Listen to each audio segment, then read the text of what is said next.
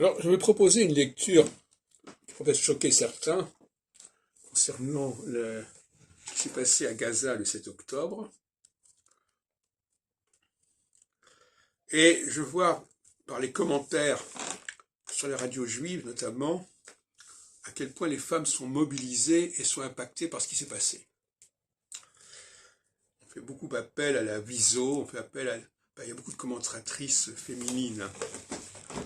Et ça n'est pas par hasard, car quelque part en filigrane ressort le conflit entre les femmes et les hommes, les réclamations des femmes par rapport aux hommes, et les terroristes sont représentés en quelque sorte comme étant les hommes, et les victimes, femmes et enfants, voilà, c'est ça.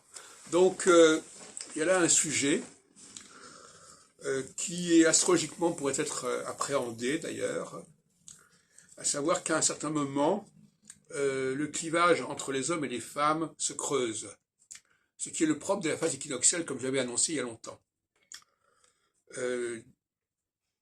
Ce qui s'est passé avec ces femmes qui n'ont pas pu se défendre, avec les enfants qui n'ont pas pu se défendre, avec les hommes qui n'étaient pas là, qui étaient ailleurs, quelque part, tout ça, ça crée une dramaturgie particulière.